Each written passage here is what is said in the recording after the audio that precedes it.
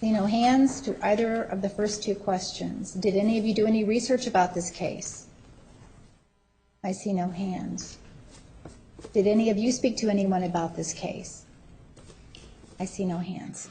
All right, the defense may call their next witness. Thank you, Judge. Defense calls Detective Flores. Detective Flores, please come forward.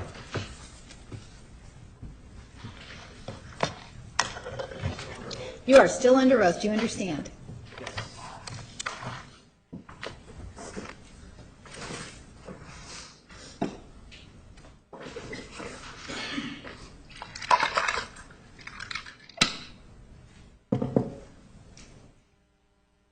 Good morning. Can you state your name, please? My name is Esteban Flores.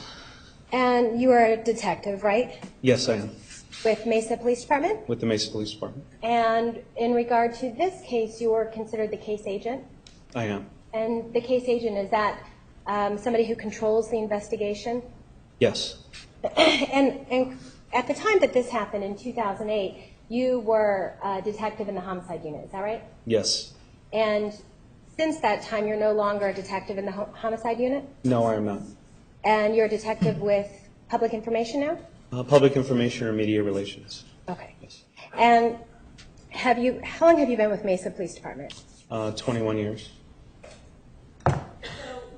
In that time, you have become familiar with the Mesa Police Department policies and procedures, generally speaking, right? Yes. And in fact, there is a large policy manual that officers use to know what they're supposed to do with certain types of investigations. Yes, there is.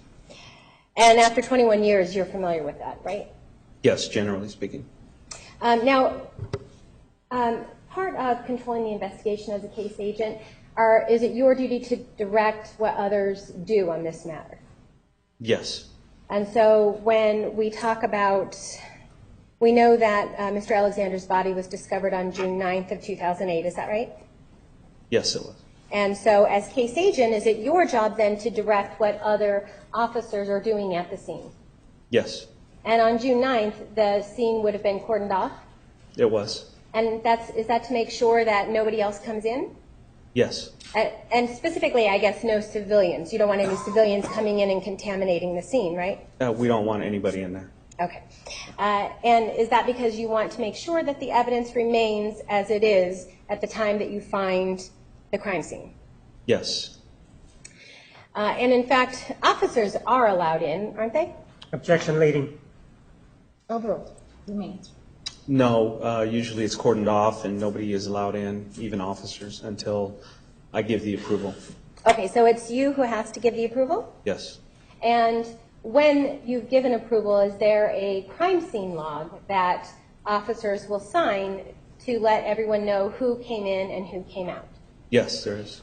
And on that crime scene log, is it timed so that you know specifically when someone came in and then when someone came out? Yes. And that's all in an effort to make sure that the evidence at the scene stays pristine? That nobody disturbs the evidence. Okay. So you want to make sure that nobody disturbs the evidence? Yes. At that point, well, obviously have you been case agent for other cases besides this case? Yes, I have it. And so it's something that you have experience with? Yes. And at the time that you discover or you first discover a crime scene and you cordon off the area, protecting that evidence or protecting the integrity of the evidence, is that of the utmost importance to you? Yes, it is. And the utmost importance of Mesa Police Department, right? Yes. And you understand that at the time that you walk onto a scene, it's, as case agent, it's now everything at that scene is under your control, is that right? Yes, it is. And so it is the evidence at the scene, it is for Mesa Police Department or you as case agent to make sure that you have care and custody and control of all of the evidence at the scene. Yes. And to make sure that that evidence isn't tampered with. Yes. On June 9th, that wasn't the only day that police officers were processing the scene, is that right? Actually, I don't think we started processing until the following day. Okay, on June 10th? Yes. All right, and so is that when more officers came on June 10th and they began to, what you would say, process the scene? Process, which means photograph and document evidence and then begin the collection. Okay. And you said photographs. So do you take photographs or do you direct that photographs are taken of the evidence prior to it being collected? It's directed to crime scene personnel to take the photographs first. Okay, and why is that? So you can document the scene and document evidence before we actually start removing things, so we can see what it was like when we went in. Okay, and so years later, like now, 6 years later, or well, 6.5 years later now, we actually have photographs of what things looked like at the time before your officers moved any of it. Is that right? Well, the initial officers would have gone in first. So, when you said pristine in the other question, there's always a contamination of a crime scene at the beginning, and then you just need to stop it at that point and keep any more contamination from happening. So at that point, obviously the door was unlocked, officers had to go in the room, they had to step somewhere, so it's never pristine. So we have to freeze it at that point and then begin collecting it at that point. Okay, and do you want to limit that amount of contamination to as little as possible? Yes, limit's a good word. Yes. Okay, and in doing so, once that crime scene once it's determined that it's a crime scene, everybody is out. Yes. Is that right? Yes. And so by the time we get to June 10th, when officers are starting to process the scene, at that point you have the crime scene log in place? Yes. And at that point, is it only officers or approved personnel that are allowed to go in and out? Yes, we have an officer stationed right out front, and that officer documents everybody who goes in and comes out. Okay. And there's different types of, are there lots of different types of evidence that is being processed at this particular scene? Yes, lots. Okay, so for example, do you have biological evidence? Yes. And pursuant to Mesa Police Department's policies, are there certain ways that biological evidence has to be processed? Yes. And in this particular situation, do you have computer evidence? Yes, we do. And electronic evidence? Yes. So like cameras, things like that? Cameras, computers, phones, yes. Okay. And depending on the type of evidence that you're processing, Mesa Police Department has policies for how to handle that particular evidence? Yes, most of them, yes. Okay. And for computers, are there certain rules that officers are told on how to impound computer evidence? It's basically left to computer forensics personnel to collect those type of items. So whenever there's computer evidence, is the general policy to call the computer forensics people?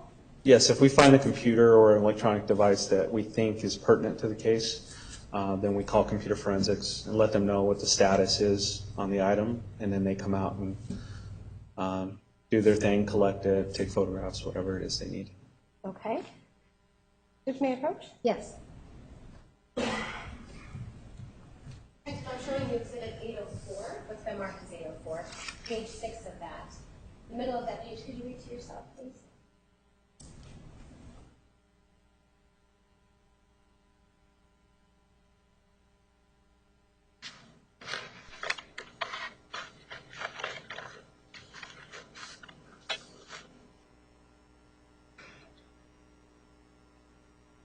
Okay.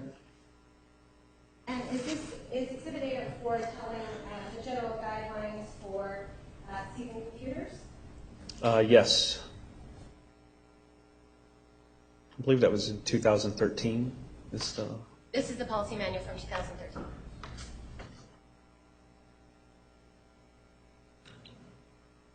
And Judge, for demonstrative purposes, defense would ask to admit 804. Objection relevance 2013-2008. Approach, please.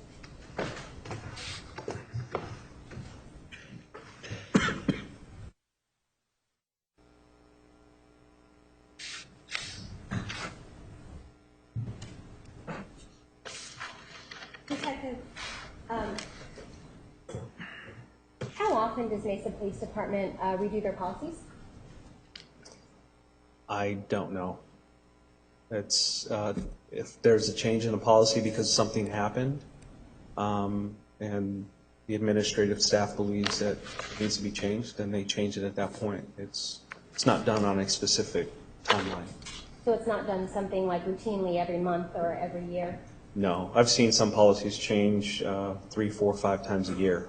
Okay. So- And obviously sometimes things have to be changed just to keep up with changes in the laws, right? Yes, Or changes in technology. yes, And in this particular instance, in 2008, we obviously had computers in 2008, didn't we? yes, And there was a plan in place from Mesa Police Department policy about how to deal with computer evidence, wasn't there? I'm not sure if there was or not back then. So, let's see, if you've been a detective for 21 years, that would mean it was, 15 years at that time? In 2008? It's about Yes, 15 about years? 15. So at 15 years of being at the Mesa Police Department, you were not sure if there was any policies having to do with computers? I'm not sure. You didn't know that? No, I didn't. So in the different times that you were case agent, if you happened upon a computer, you just never thought to look and see what you're going to do with it? I knew what the procedures were, and that was to call computer forensics and let them know. Okay, so you did know what the procedures were. Yeah, I knew what procedures were, yes. All right. So you then knew that you were supposed to call computer forensics if you see a computer at a scene that you want to impound. Yes, Okay. And you also knew that you were not, if you see a computer at the scene, you also knew that you were not supposed to turn it on. Is that right? that I knew, yes. Okay. And you also knew if you saw a computer at the scene that you were not supposed to turn it off. Yes, And you also knew if you saw a computer at the scene that you weren't supposed to run any directories or look around in the computer. I don't even know how to do that, so yes. Okay. And that's a good example. You don't even know how to do that. So that was why it would be important that you would call forensic services person to make sure that they did it correctly. Yes, And you also knew that you weren't supposed to access any storage devices. So in other words, plug a thumb drive in or put a CD into a computer and take a look at what's on it. yes, And that's all something that you are not supposed to do at the scene. Is that right? that's correct. And you knew that was the case according to what Mesa Police Department advised officers to do and not to do, right? Yes,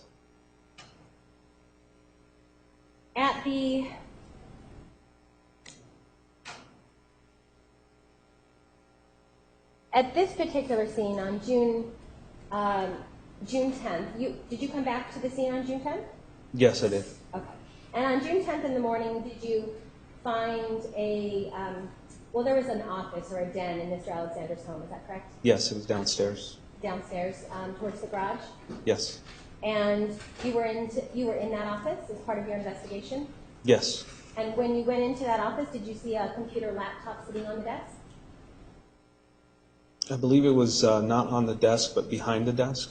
Okay. Yeah, there was a shelf or something on a bookshelf, and it was sitting there. It was, I guess you can consider that a secondary desk. Okay. Kind of like how we have a desk to work on, and then sometimes there's a computer desk also? Yes, Okay. And so you saw a computer or a laptop in that den, is that correct? yes, And that particular computer, was it a compact Presario?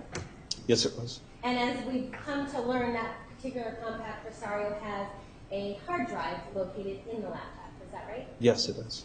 And that hard drive is a Toshiba hard drive, is that right? Yes, And in fact, you were present last week on Thursday when Mr. Smith testified about a Toshiba hard drive. yes, I was. And you're aware that that Toshiba hard drive that he was testifying about is the same one that was located in the compact Presario at the scene on June 10th. Yes, same one. Okay. And so when you come across this compact Presario, the screen is up, isn't it? Yes, it's open. Okay, but was the screen dark? Yes, it was. And even though the screen was dark, you went over to the computer, didn't you? Yes, I did. And you took was it a pen? Yes, And you had gloves on? yes, And with your gloves and holding the pen, did you then take the pen and touch a key on the laptop? Yes, I did. And when you did that, did the laptop come on? Yes, it came out of sleep mode. Okay, so the screen actually came on. Yes. And when the screen came on, do you remember what it is that you saw on the screen? I just remember the screen turning on. I don't remember what was on it.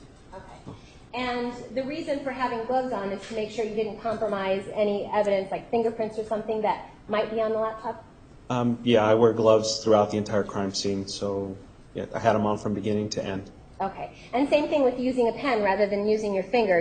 Did you want to make sure that you didn't compromise any of the fingerprints or evidence that could be located on the laptop? Yes. And when I say located on the laptop, I mean on the outside of the laptop, like the keyboard, things like that. Yes. Okay. And so when the screen comes on, at this point in time, you hadn't called the forensic unit yet, have you? No, we had forensics units there, not computer forensics, so. Computer forensics. You hadn't called the computer forensics yet? No, right? no, we had not. Okay. And so you chose to turn on or wake the computer up prior to the computer forensics people getting there, is that right? Yeah, I needed to report what the status was of the computer, and that's normally what was done. If there was a computer with a mouse, we would just move the mouse and see if it was in sleep mode. If not, then we would report that to computer forensics. So in your view, you needed to report that the computer was present and available to turn on? What the status was. Was it on? Was it off? Was it in sleep mode? Those are the questions that usually I answer from the computer forensics units. Okay, and you don't wait for the computer forensic people to get there and actually do that stuff, answer those questions themselves, right? No, if I have time, I'll do what I can and give them a heads up on what the status is. But you don't even know how to run directories on a computer, so did you think it was okay that you actually touch it and turn it on when the scene was supposed to be staying as pristine as possible? Yes, you're allowed to do that. Okay, and so it's your testimony that you're allowed to do that. Yes. And you understand that when a computer, whether it's turned on or whether it's awoken and turned on out of sleep mode, that there are certain things that happen inside the computer that get modified. You know that, right? Yes. And you know that those things that happen when a computer is woken up out of sleep mode, things get overwritten also. I didn't know that, no. So, and do you understand what overwritten is? I understand what overwritten is now, yes. Okay, and overwritten is when you have files on the computer that get overwritten with new files. Is that right? It's basically overwritten and updated, so if a file was open on a particular date, it gets overwritten with a new date and a new time. And the old, what was overwritten, what was underneath, that is deleted and gone, right? I wouldn't say it's deleted and gone. It's still there. It's just changed. And you know that based on your computer experience? From what I've learned during this case, yes. And so when you when you woke up the computer, this particular laptop that morning, you understand then that and you know now that there were files that were modified and overwritten because of that, right? Files that were modified. That's what I understand. Okay. And that's because you took a pen and awoke the computer, right? Yes. And it was something that you say that you are allowed to do, right? Yes. Okay.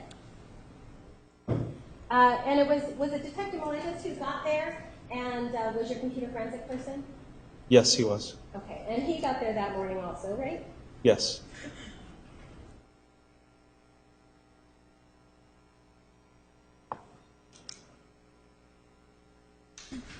And it was something that he had to question you about once he started looking into the computer. Isn't that right?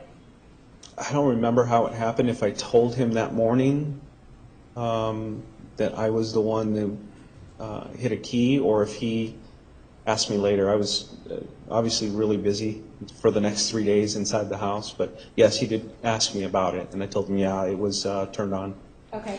So in other words, you told him it was turned on? Yeah, it was awoken.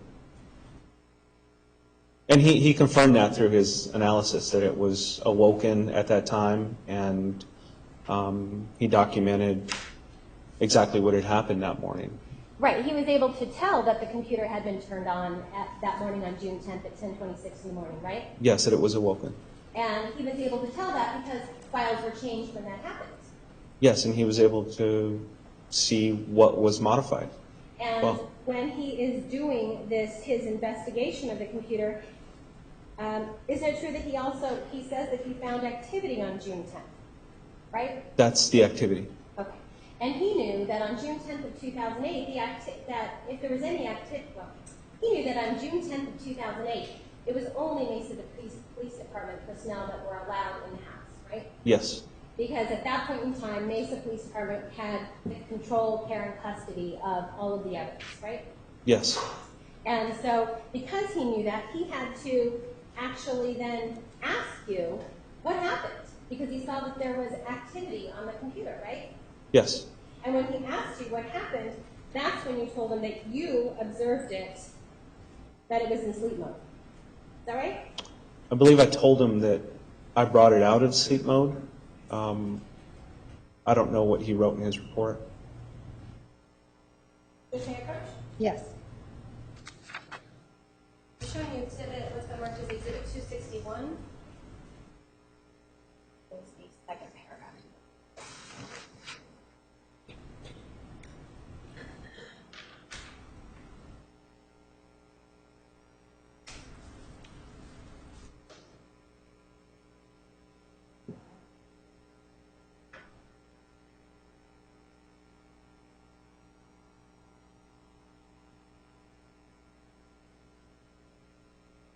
Okay. And so you agree that you had a conversation with Detective Melendez, right? Yes, we did. And you agree that you told Detective Melendez something about that computer, right? Yes. And that's because he asked you what had happened to it after he noticed there was activity on it. Yes. And isn't it true that you actually told him that it appears that the laptop may have been inadvertently awakened from sleep mode during the search? That's what he wrote down. I don't remember telling him that. So that's what the detective, one of your detectives, wrote down. Yes. And as case agent, you actually have to review different police reports of other detectives, right? Yes. And you have seen this police report before, haven't you? Yes. And as case agent, you have the ability to correct things when they're wrong, don't you? That's not up to me. It's up to Mike Melendez's supervisor to correct those. I'm not his supervisor. Right, but as case agent, if you notice that that's not what you said, if he got your statements wrong, you certainly have the ability to write a supplement, don't you? Yes. And you certainly have the ability to say in that supplement that actually you turned that computer on purpose because it's something you're allowed to do. You could have said that, right? I could have, but there was no reason to do that. There was no reason to do that, even though you're telling us here today that Detective Melendez had it wrong when you told him that when he wrote down that you said that you inadvertently awakened the computer. I don't know if that was his interpretation of our conversation, but that's not what I told him, or at least that's not what I remember telling him. So you remember specifically telling him the story about having a glove on and using a pen to turn it on? No, I didn't get that specific. Okay. So basically, you never corrected this wording inadvertently, right? No, I don't even remember seeing that until years after the case was already in the process of. And years Fine. after, I'm sorry, and years after when you saw it, you still never corrected it? No.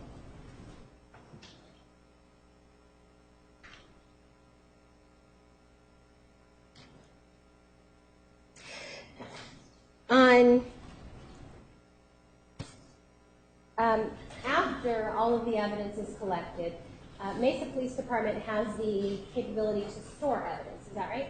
Yes, we do have an evidence section that contains all the evidence we collect. Okay, and you do that for most of your cases, I would imagine, right? Anytime evidence is collected, it goes to evidence section. Okay.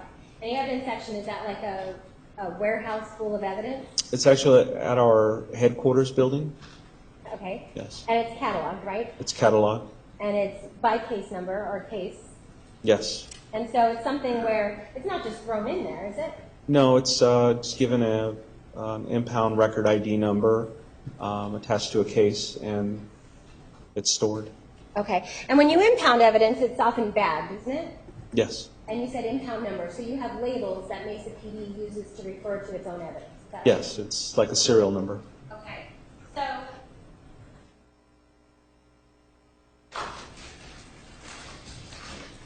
just as an example, I'm showing you what's been marked as Exhibit 227 for trial, but this is something that we see in a brown paper bag, Yes. and that's the brown paper bag is what comes from Mesa Police Department, Yes. and there's writing on the outside of the brown paper bag, Yes. and it tells us what the item is located inside. Yes, it does. And then there's also a white label on here that has, is it like a UPC code? It's, well, we call it a property ID number. Okay, perfect. But yeah, it's like a UPC code, and there's a barcode that's Barcode. scanned. Okay, so in other words, Mesa PD has the ability to scan these items to when they need to find something in their evidence. Yes. Okay.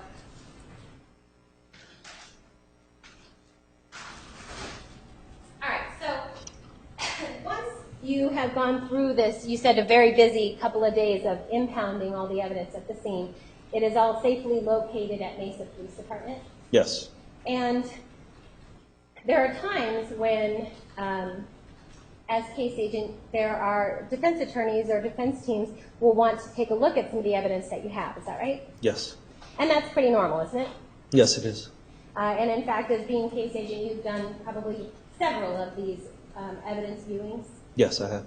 Okay, and evidence viewings, is that where usually defense attorneys might come to Mesa Police Department and you and the prosecutor are present and will pull the evidence out of your evidence locker so that the attorneys can take a look at it? Yes. And when you do that, you are always creating a log, aren't you? There's a record that's kept in the evidence section. Okay, and so because you're careful about making sure you know who took what evidence out and when it came out, right? Yes. And when it came back. Yes.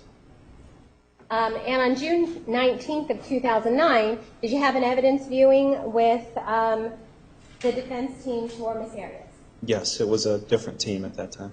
I was just going to ask you. At that time, it wasn't Mr. Nermi and myself, was it? No, it was not. Okay. And so on June 19th of 2009, there was a request to take a look at some of the evidence in this case, right? Yes. And some of the things that you pulled for them to take a look at was things like, I believe, were there journals one of the things that you were asked to pull? I was asked to pull a lot of the electronic evidence, computers, phones. The journals just happened to be in the same package that a computer drive or a couple computer drives were in. I don't think they were interested in the journals. They were just interested in the electronic items. Well, the journals were brought out, though, weren't they? They were packaged in the same bag that you saw over there. So they had to be brought out together. Okay. And so, and you said it was mostly computer evidence? Computer electronics, yes. Okay. And one of those computers that was brought out was this compact Rosario, is that right? Yes. And which we now know belonged to Mr. Alexander. Yes. And it has the Toshiba hard drive inside. Yes. And at this point in time, when are you the only detective that's there that day? Yes, I was. The evidence viewing. I was the only one. Yes. Okay. And so it's up to you then to go back and forth to bring evidence in and out. Is that right? Yes. Normally, I'd try to have somebody else with me or a civilian investigator, but there was just nobody available that day, so I had to do it myself. Okay. And when you bring out evidence, if the defense attorneys are asking you to view something, it's your job then to often cut open the bag or open the bag for them? Yes, I'll cut it open and then I'll reseal it myself. Okay. So that's your job. Yes. And so if they ask to see something like a computer, then it's your job to take the bag, cut it open, take out the computer, and lay it out for them to look at. Yes. And while this is happening, you're obviously present. You're doing it in front of them. Yes. And Mr. Martinez on this particular day, he was also present, wasn't he? Yes, he was. And at the time that this is happening, nothing has changed as far as the responsibility for the evidence, right? It's still in Mesa Police Department's care, custody, and control, isn't it? Yes. Okay, and in fact, this is taking place in a pretty secure facility, isn't it? It's at the Mesa Police Department headquarters building, yes. Okay, and so at the Mesa Police Department headquarters, to get in, you can't just walk on into the evidence, right? No, you need a key card. There's several doors, and even to exit, you need key cards to get out. Okay, so that's all in an effort to make it secure, isn't it? Yes. And that also then makes sure that evidence can't be taken. Yes, That somebody can't just walk out with evidence and steal it if they wanted. that's correct. And also, that's why you're present during these evidence meetings, to make sure that evidence isn't taken. Yes. And you want to make sure that evidence isn't ruined. Yes. And you want to make sure that evidence isn't destroyed. Yes. Because you know that it's all part of in your care, right? Yes. And it's in your custody. Yes. And you have control over it. Have control up to a point. I mean, they asked to look at it, so I have to provide it to them to look at. Well, absolutely. That's part of how this works back and forth, right? That you have evidence and you're going to share that evidence with the defense, right? Yes, it's similar to other evidence. If they wanted to take a sample of something, then we make accommodations and they could take a sample of blood or, whatever they needed to do. Well, and if they were going to actually take a sample of blood or something like that, you're familiar with things like that. We actually have to get a court order, don't we, to do something like that? No, I don't think you need a court order. So we can just walk right in and touch biological evidence and get our own sample? No, but you can ask for permission. Okay. I will check with the lab if they say it's okay. Sometimes they provide a sample for you. It depends. Okay. So you're going to check with somebody before you just let somebody walk away with a sample of something? Absolutely. Okay. And when you walk on this particular day, on June 19th of 2009, you did not check with computer forensic people, right? I believe I had called computer forensics and they weren't available that day. You called them? Can't be positive. It was a long time ago. It was in 2009. But I remember, since it was computer items, I was trying to get someone from computer forensics down with me, but I couldn't even get anybody to help me that day. So obviously people were busy. So why did you call them? Because it was electronic evidence. Okay. And what was the point? What did you need them for? Well, if it's electronic evidence, computers, things like that, then I would want to have somebody there. Like if it was biological evidence, I would call the lab and have biological people there with me because I don't know everything. So I believe I tried to call somebody and I couldn't get anybody short notice. Detective Flores, you testified about this very same issue before, haven't you? Yes, I have. In another hearing just a couple weeks ago? Yes. And in that particular hearing, we went through questions like this about what happened on that particular day on June 19th of 2009, right? Yes. And you testified under oath, right?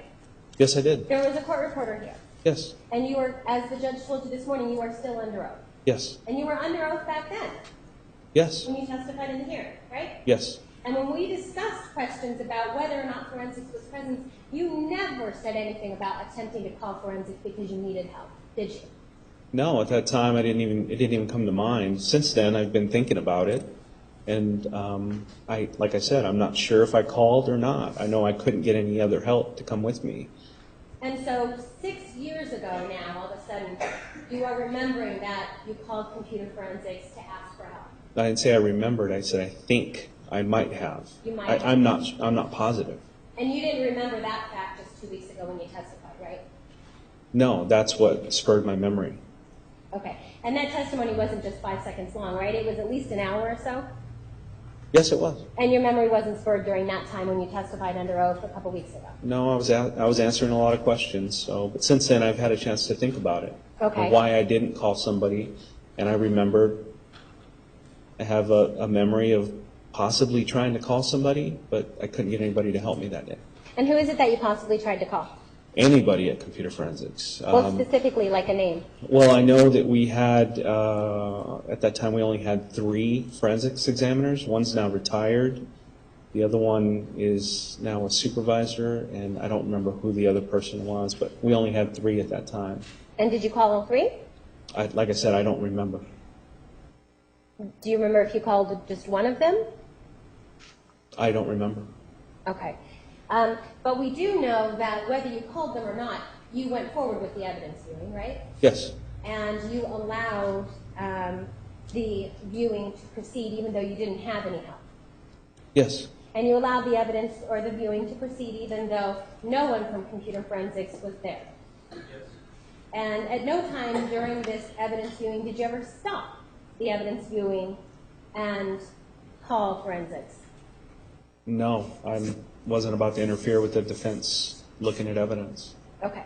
And so during this time on June 19th, one of the things that you unwrapped was we started to talk about the compact presario, right? Yes. And it was you who unwrapped it. Yes. And it was you who took it out of the package. Yes. And then the defense attorneys were there along with Mr. Martinez, right? That's correct. And the defense attorneys also had their investigator there? Yes, they had a third person with them. And you know from previous testimony he was their investigator, right? Yes, I think it was Mr. Reynolds. McReynolds? McReynolds, yes, that's Okay. it. And so at that time when you are taking the compact presario out, Mr. Martinez was present along with this defense team. Yes. And the computer battery, to your knowledge and your memory, it was dead, wasn't it?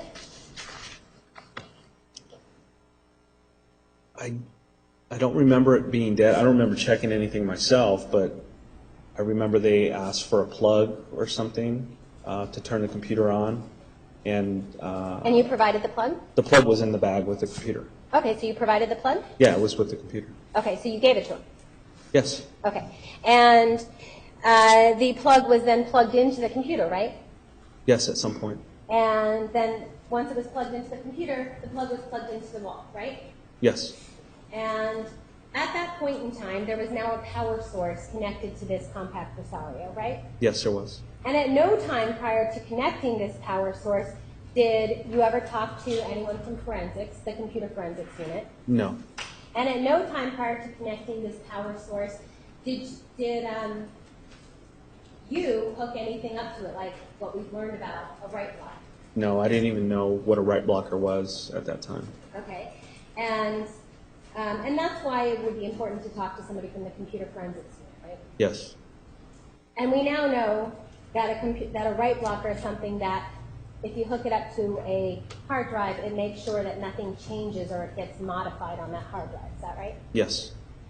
And nothing like that was hooked up to this compact presario on June 19th of 2009. Not that I'm aware of. And once the power source was hooked up, you turned the computer on, didn't you?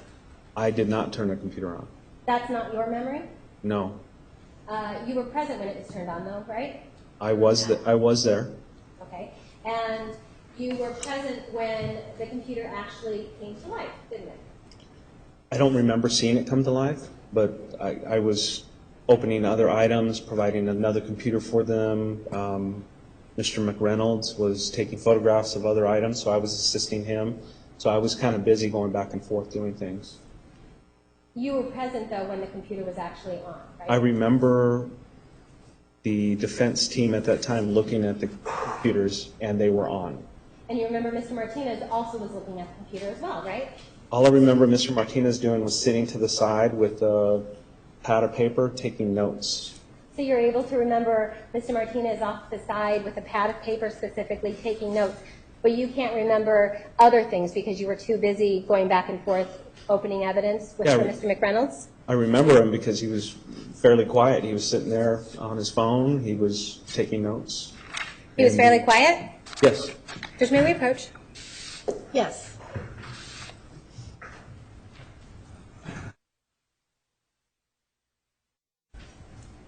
Gentlemen, we're going to take the morning recess. It will be a little longer than usual, I would say 20 to 25 minutes. Please remember the admonition. You are excused. All rise.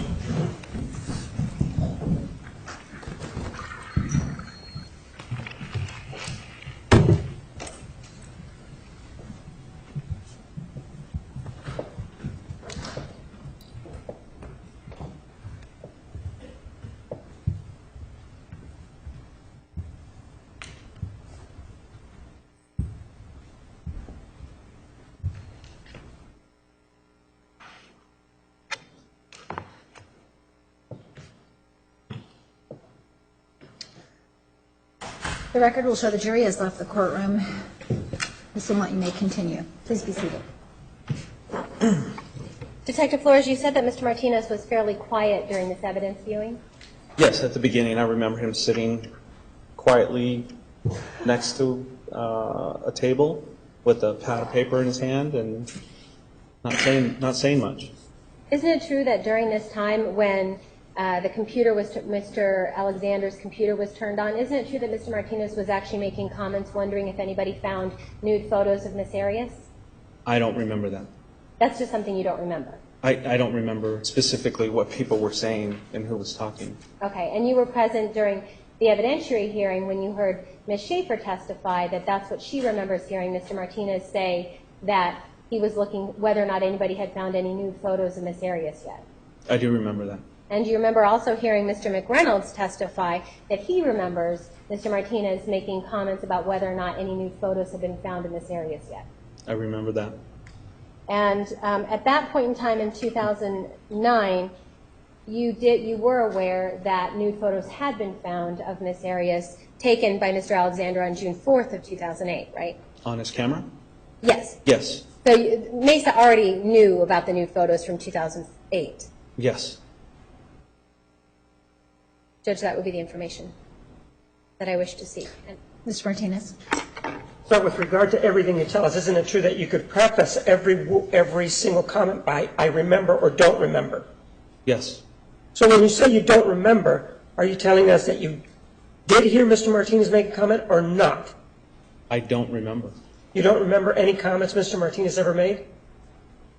Not that day. I'm not talking about any other day. I'm talking about June 19th that you've been talking about. Do you remember whether or not Mr. Martinez said anything? Yes. What did he say? We were talking about the evidence. I know, but Evidence viewing, but I don't remember specifically what you said about the computers, items that were found. I don't remember that. did he say specifically the comments that were attributed to him by Maria Schaefer? Did he say those? No. Did he say the comments attributed that were different by the investigator? Did he say that? No. With regard to Mr. Parzak, he indicated that he didn't hear anything. Did you hear anything by Mr. Martinez? No. I don't have anything else. Judges, go ahead. Well, it's clear that Detective Flores is just changing his testimony on cross-examination from Mr. Martinez. He just testified that he doesn't remember one way or the other about whether or not these comments were specifically made. Then upon questioning by Mr. Martinez, now all of a sudden he can remember that they weren't said. That's something totally different than saying that he doesn't remember, period. And either way, whether he says that they didn't happen or whether he doesn't remember, it's impeachable evidence, and hearsay is available in this particular proceeding. So I believe that he can be impeached by Ms. Schaefer's previous testimony and Mr. McReynolds' previous testimony. Mr. Martinez?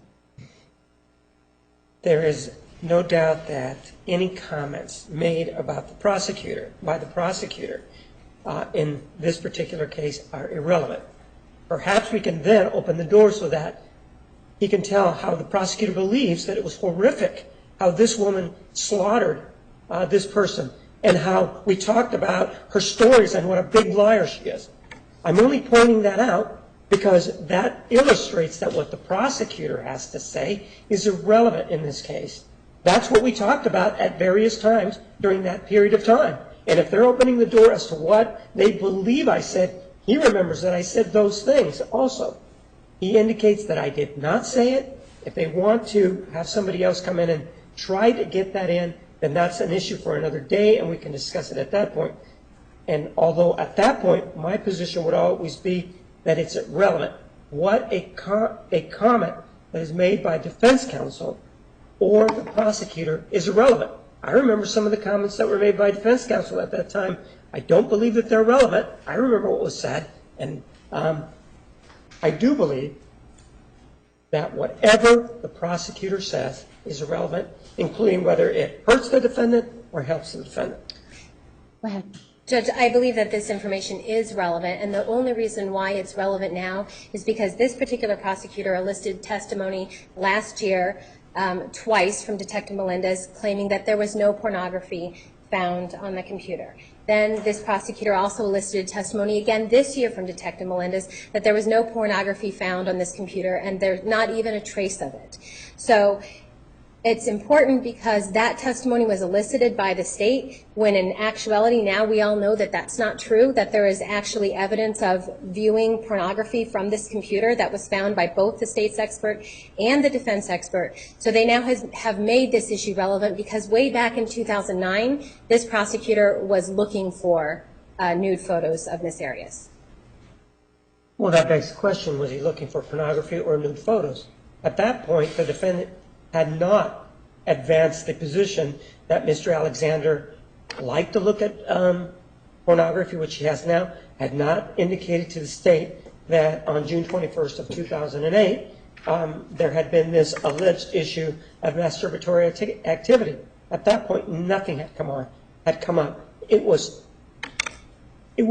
anything that anybody thought about back then. It's just revisionist history going back and attributing something that is relevant now or important to them now, and that they seek to then go back and sort of benchmark it with something that wasn't important back then. And Judge, with regard to begging the question of whether or not this prosecutor was looking for pornography or nude photos of Miss Arias, that is what we have said at bench, which is why I think the state has made itself a witness, and we'd ask that this county attorney's office be withdrawn and Mr. Martinez be made a witness. All right. The objection to the defense asking this witness whether the prosecutor was looking for pornography is sustained. I find it is not relevant, and even if there was some remote relevance, it is outweighed by prejudicial effect and confusion of issues to the jury. The motion to disqualify the county attorney's office is denied. You may inquire. This witness recalls Mr. Martinez making any questions with a specific question regarding looking for nude photographs or pornography. It's precluded. All right. And Judge, so I'm clear, is it precluded from this witness only? Yes, from this witness only. Okay. Your Honor, I'd like to make further record, if I might, You may. related to the court's ruling. Your Honor, the counsel for the state has clearly offered testimony here this morning and has demonstrated the dubious credibility of Detective Flores, who will change his testimony to account for whatever Mr. Martinez wants him to say. He testified in direct contradiction of himself within 5 minutes. The counsel for the state's decision to modify, tamper with, whatever verbiage we want to use, overwrite evidence because he's more interested in seeing nude pictures of Miss Arias and preserving evidence is a relevant inquiry. He has made himself a witness. He has put his credibility to issue, and I would say that he has none.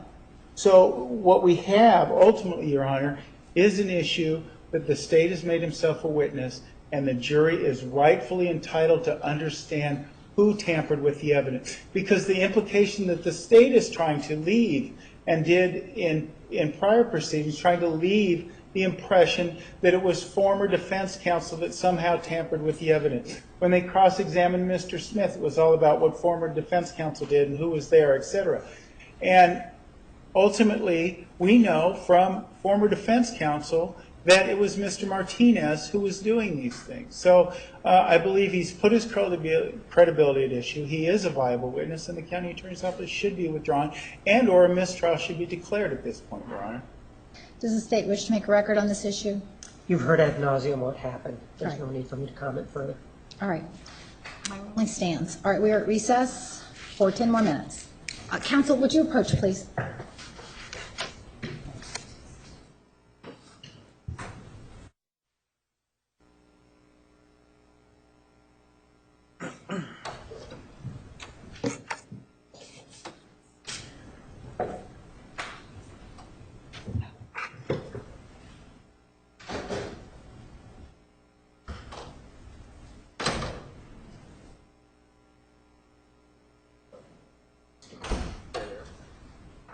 Minutes from now. Yeah. Okay. That doesn't say that we actually have 10 minutes. Exactly.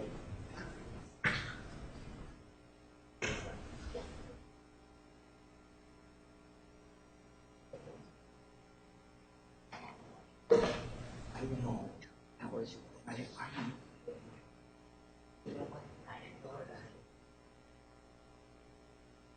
No, I swear. I wasn't here. I didn't.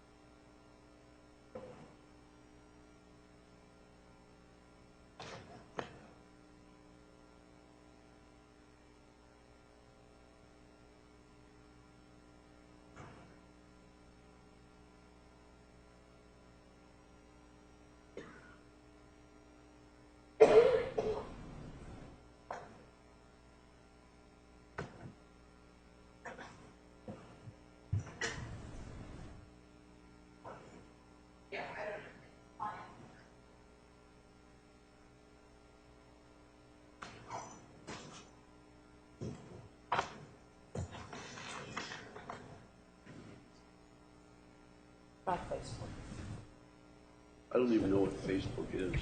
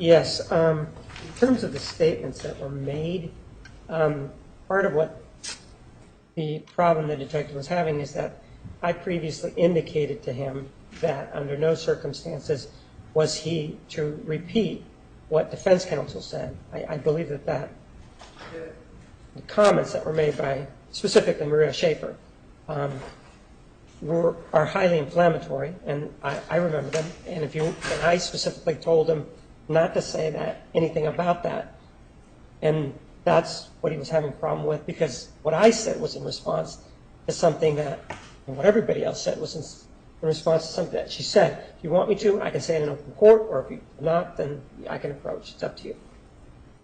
I'd ask to approach, Judge. All right. Approach, please.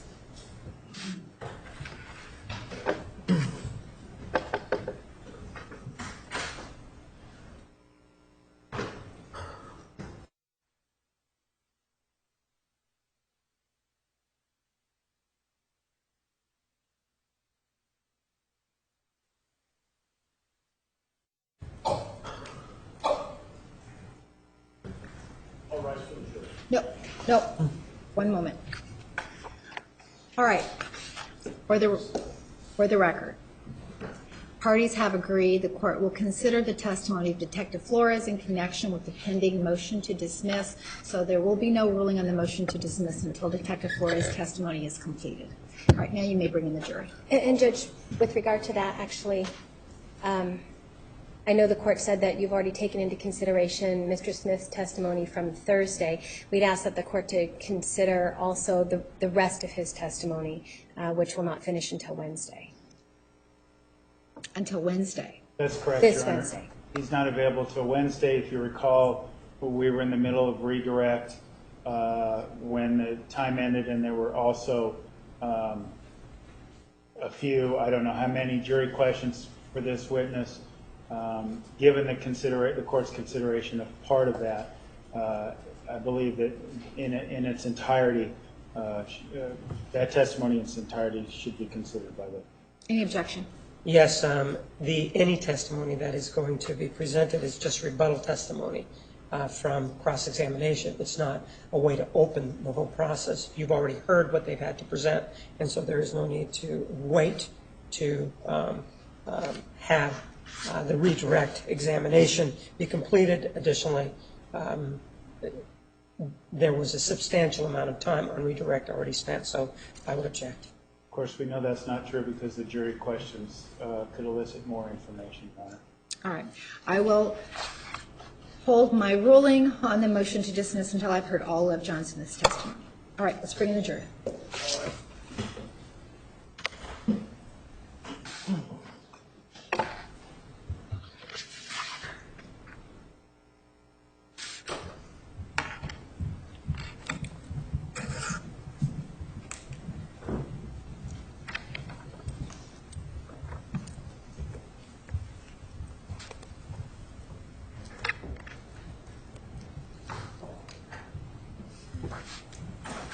Please be seated. The record will show the presence of the jury, the defendant, and all counsel. You may continue. Thank you, Honor. All right, Detective, we were talking about the evidence viewing on June 19th, 2009. Yes. Right. So during that time, the compact presario, Mr. Alexander's computer, was turned on. Is that right? It was turned on. And you were present in the room when it was on. Yes. And at no time when that computer was on did you ever advise anybody to not touch it? No, I wasn't going to interfere with the defense team looking at evidence. So even if turning a computer on and looking at it was modifying files and overwriting files, you weren't going to stop anybody from doing it? I felt safe that we had already had an exact copy at that point in 2008. So no, I didn't stop them. So you felt safe because there had been an image made in 2008 of this hard drive, is that right? Yes. And so because you had an image that was made of this hard drive, it was okay with you if the original was then ruined, right? It's not ruined. You're not using the right term. It's Modified? It's modified, but those modifications can be tracked by comparing it to the first image. So you're okay then because you have a copy of something, you're okay with the original being modified. Is that what you're saying? Yes, and it happens with a lot of evidence. If you have a gun, for instance, that's found at the scene. Objection. I'd like to finish my question if I could. Hold on. Objection? Not allowing him to respond to the questions. He's non-responsive, Judge. All right, ask another question. Detective, so at the time that, and I'm showing you Exhibit 233, this is one of Jodi's journals, isn't it? Yes. Okay, and this is her original journal, right? Yes. And it has her original handwriting in ink, right? Yes. And this is, except for the yellow tabs on it, this is the way that Mesa Police Department found it, pretty much, isn't it? Yes, it was Wairika PD, or Wairika, Siskiyou County and Mesa PD together. Right. And then it was impounded at Mesa. Yes. And so this you would consider the original evidence, right? Yes, it is. And this original evidence, this was photocopied, wasn't it? Yes, it was. And these photocopies were given to the state, Yes. and the photocopies were given to the defense. Yes. So you have a copy of this, don't you? Yes. And you have a copy of the words that are written in here. Yes. So then you're okay if I were to take a piece of paper out of here and tear it, right? No. That would modify. No, I would not allow you to take a piece of paper and tear it out. You wouldn't allow me to tear a piece of paper in here even though we have a copy of it? No. Isn't that modifying it? I would say it's destroying it. Tearing a piece of paper out that still exists, that actually you can put back into the journal, right? Yes. But that you consider destroying. If you take the piece of paper out and take the paper, yes. No, if I were to tear a piece of paper and then I tape it back in there. You're okay with that? Is that modified? I'm not okay with you doing it, but if it's done, we still have the record of that page in there, and it can be documented. Okay, so you said you're not okay with me doing it, right? No. So you wouldn't be, you would stop me, wouldn't you, if I did that? Yes. And if I tried to tear pages out of this journal, you would have stopped me, right? Yes. Because you know that would have modified the evidence. I say if you're tearing a piece of paper out of there, and you plan on taking it, then you're destroying it. You know that if I were to tear a piece of paper out of here and take it back up, it would have modified what the original piece of evidence looked like, right? Would still be able to read what's on there. But you wouldn't let me do it, right? That's what you No, said. I would not let you do it. Okay. But at the time that on June 19th of 2009, when this computer was turned on and Mr. Martinez was present and the defense attorneys were present and you were present, you allowed them or someone to turn on the computers, right? They turned them on, the defense team, and as Mr. Parsick stated, he would have gotten a court order to have me give them the computer so they could view it. There was nothing that I could do to stop them from doing it. You couldn't have told them to stop and wait for someone from the forensics unit to come down? I could have told him that. I You didn't. didn't, right? I didn't, because he wanted to look at the evidence. And as he stated in his testimony when he testified here, he would have gotten a court order to do it. And you would have not allowed them to ruin evidence if you actually saw them ruin It is right? not ruined evidence. Okay. We still have documentation of what was on it that day and what was modified. Those changes can be seen in the image. There's nothing there that wasn't there before. So again, it's okay with you to change the original, Objection asked and answered. Overruled, you may answer. right? That's what you're telling us? It's okay with you to change an original piece of evidence? We change the original pieces of evidence all the time. I would like to answer the question. Overruled. You may continue. We change the originals all the time. There is no such thing as pristine evidence. So is it your testimony that computers are turned on all the time by Mesa Police Department without right blockers? No, they're turned on with right blockers. That I know now. I didn't know that back then. Okay, and so you're not saying that computers are changed all the time, allowed to be turned on, modifying the evidence, overwriting the evidence on the computer? You're not saying that that happens all the time at Mesa? It happens during collection sometimes, but It did in this case, right? yes, it did in this case. Because you turned it on. I did not turn it on. It woke up out of sleep mode, and that was documented. And it happened again on June 19th, 2009, when you allowed the computer to be turned on. When the defense team turned the computers on, yes. Okay. And you did that without anybody from the forensic unit present to advise you on what to do, right? That's correct. During this time,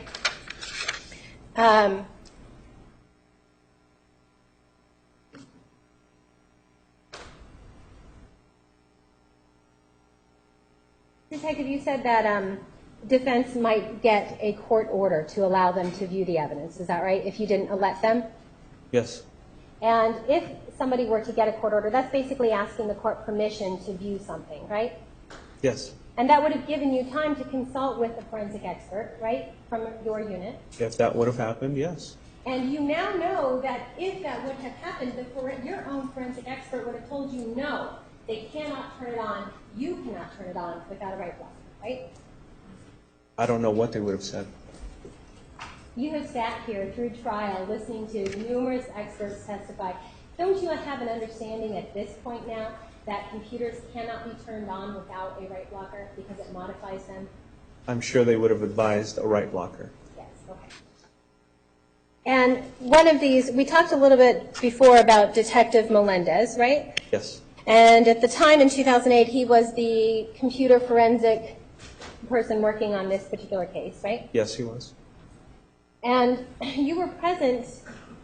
You were present last year. Well, I'm sorry, in 2013 during the initial innocence guilt phase of this trial, right? Yes.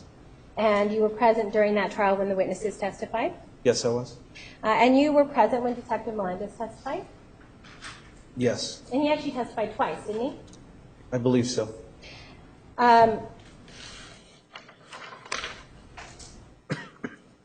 And when he testified, he testified about the different things that he processed as far as the electronic evidence. Yes. And he also testified specifically about this Toshiba hard drive. Yes. Mr. Alexander's computer hard drive. Yes, the computer. Okay. Judge, may I approach? You may.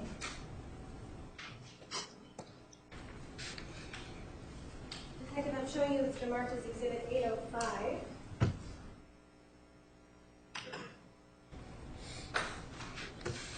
You could read page 128, halfway down, and 129. But feel free to read the whole thing if you want. Here's that.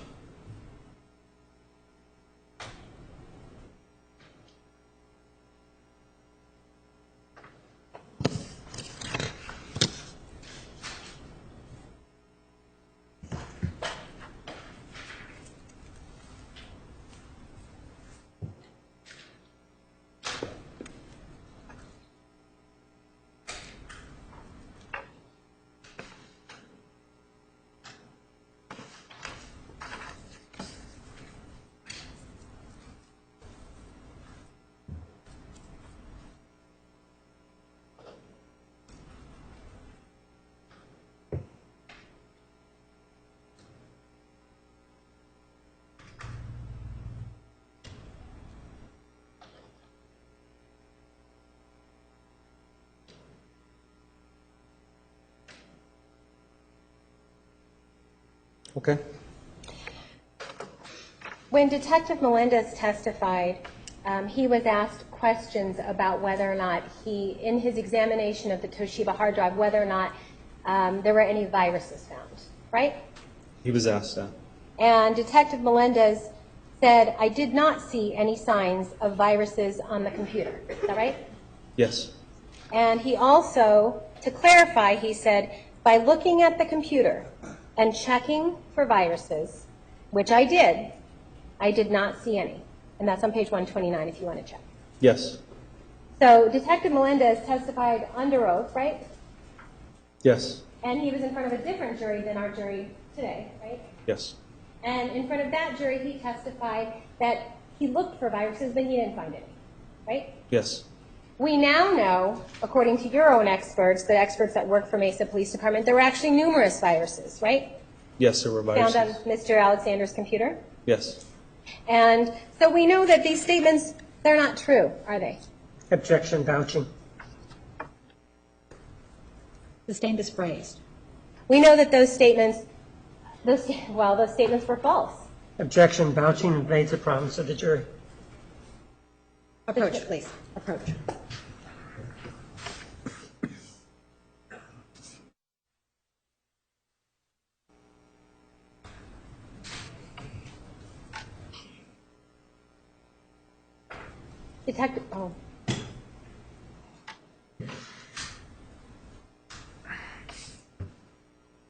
Detective Flores, based on what you know today, there are plenty of viruses that were found on Mr. Alexander's computer. Is that right? There have since been found, they've since found viruses on the computer and some malware. I don't know what the difference is. But And those viruses were found on an image that was made in 2000, right? yes. That was made by Detective Melendez. Yes. That was made by Detective Melendez and presumably then what Detective Melendez looked at, because that was the only image that existed at the time. Yes. Detective Melendez also testified again in the other trial on April 23rd, 2013.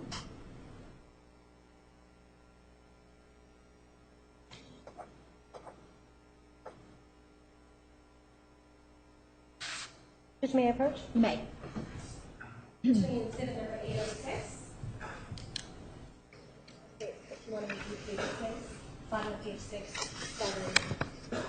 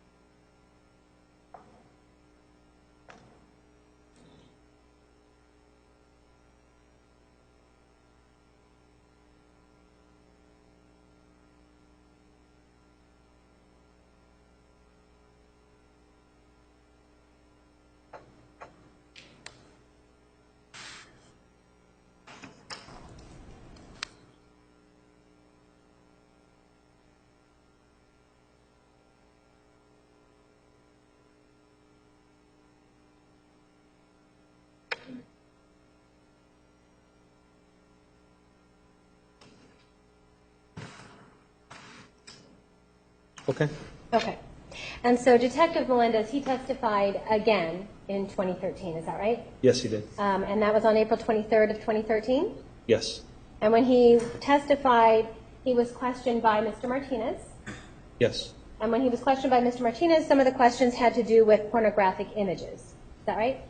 Yes. And he was asked whether or not he saw any images of women's breasts in Yes. particular. And Detective Melendez explained in his answers, he said, I went through all the internet history, and I'm looking at page 7 if you want to read along. Okay. What line is that?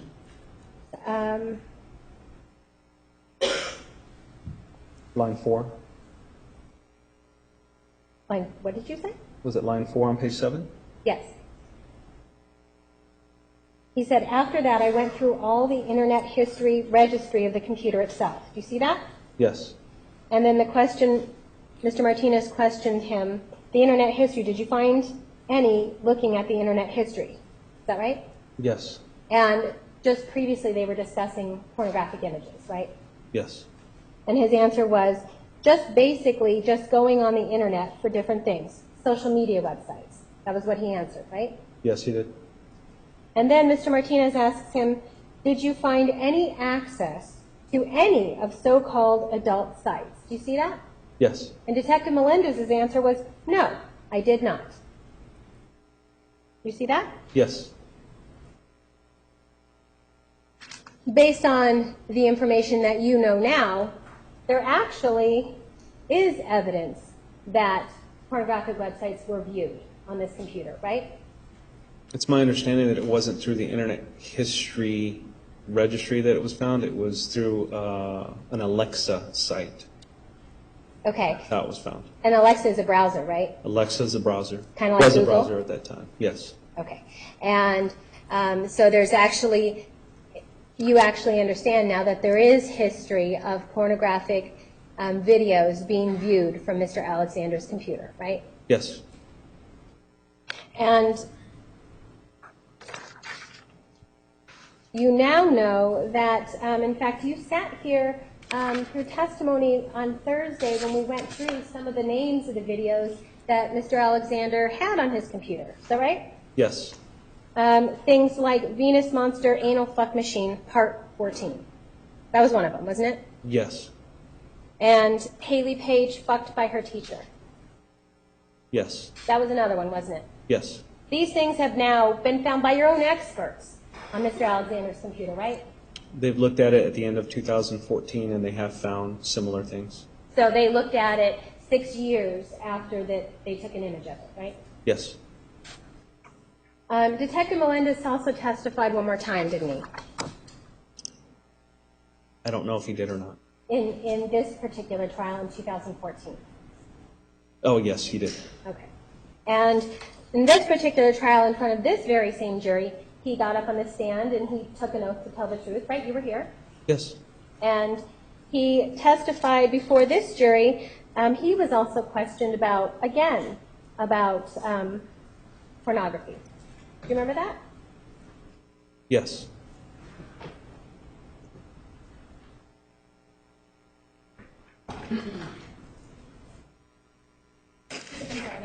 You may. I'm showing you exhibit like the mark is exhibit 807, page 35. You want to read this page?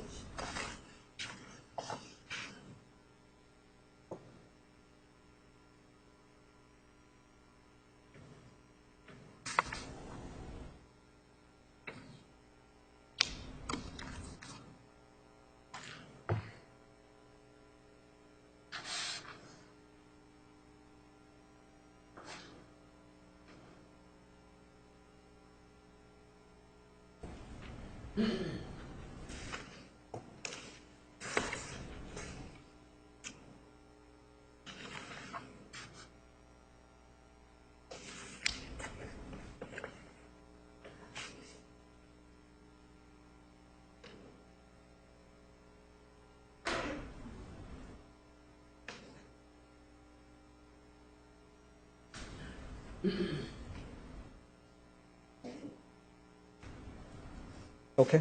Okay? And on page 35, near the top of the page, it was Mr. Nurmi who was asking the questions this time in front of this very same jury. And he asked, and in that regard then, as related to this laptop, did you find any pornography on Mr. Alexander's computer? You see that? Yes.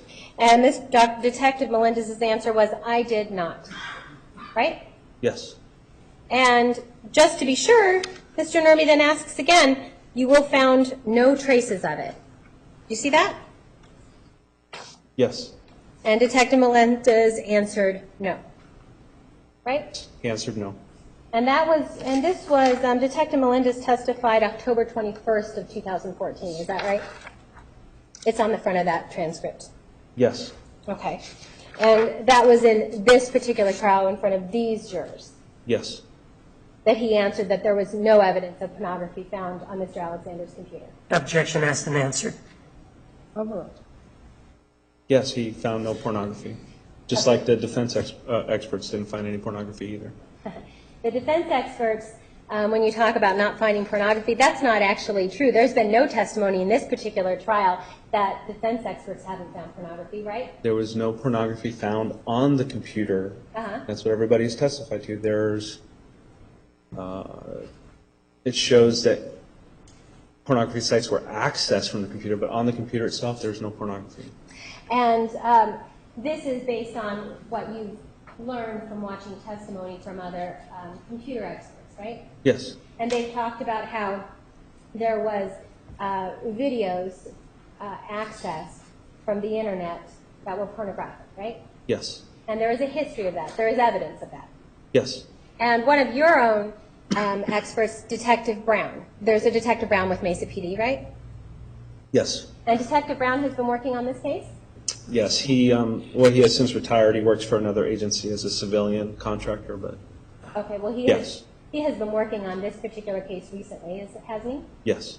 And he's been reviewing the images taken of Mr. Alexander's computer. Yes. And he actually generated a giant report about it, didn't he? Yes, he did. And in that giant report, your own expert, Detective Brown, actually found a portion of a pornographic video, didn't he? I don't know. You don't know? No. He didn't show that to you? He provided a copy of the report. I haven't had a chance to review the complete report. Like you said, it was pretty voluminous. And on that report, then, it's true, isn't it, that there's a pornographic video on there? Not just evidence of a history of looking at it, but an actual video of pornography on the computer. I don't know. Nothing further, Judge. Cross-examination.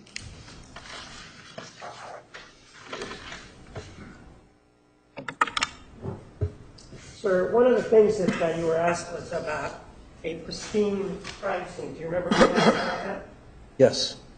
In this particular case, it wasn't a pristine crime scene, was it, when the police got there, was it? No. In fact, some of Mr. Alexander's friends had already been inside the shower, right? Yes, friends and police officers. And that's where he was, where she had left him inside of the shower, right? Yes. They walked inside to the bathroom, right? Yes. And additionally, there was an indication that they went to the door and they unlocked it, right? Yes. It was locked before they even got there, right? It was. Yes, the defendant locked it before she left, right? Objection, speculation. Overruled. You may answer. She locked it before she left, right? Yes. So they changed the scene, didn't they? Yes, just like every scene has changed. And the bottom line is, unless the Holy Ghost comes down on a scene, it's always going to be contaminated, isn't it? Objection, speculation. Overruled. You may answer. Every scene is contaminated. And sir, with regard to the computer that you've been asked about, you did go down and you looked at that computer on June 10th of 2008, right? Yes. You were the individual that was conducting the investigation, right? Yes. And you were the individual that had gloves on, right? Yes. And the computer did have the monitor up, right? It did. Let me show you a photograph and see if this is how the computer was when you found it.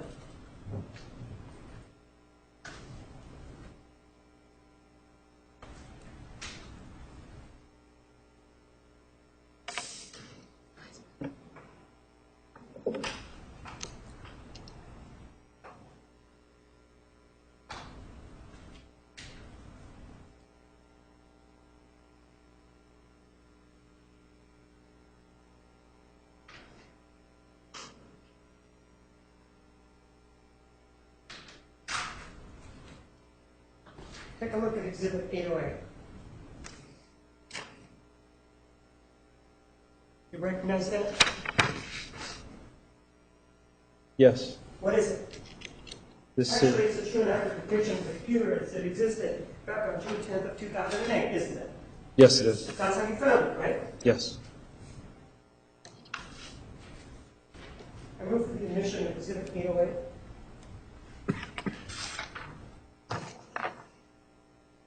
Any objection? No objection. 808 is admitted.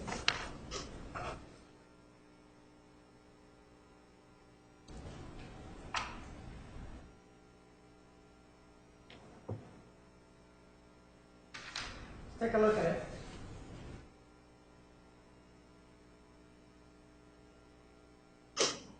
This is Travis Alexander's compact Presario laptop, correct? Yes. And this is the one that you went up to determine whether or not it was in sleep mode, correct? Yes. Back in 2008, there was a different policy with regard to what was to be done with a computer such as this, wasn't there? Yes. And in fact, are you familiar with something called IACIS? Familiar with them? Yes, I am. I'm not a computer forensics person, but I am familiar with that organization. And that's the International Association of Computer Investigative Specialists, right? Yes. And these are the people that determine what kind of protocols or what should be done with things such as this computer, right? Yes. And with regard to a computer that in sleep mode back in 2008, actually this is from 2009, isn't it? This document. It's a year later. Isn't it true that? Judge, if he's going to be reading from an exhibit, I'd ask to have it marked. Yes.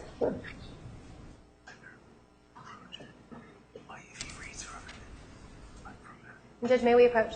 You may.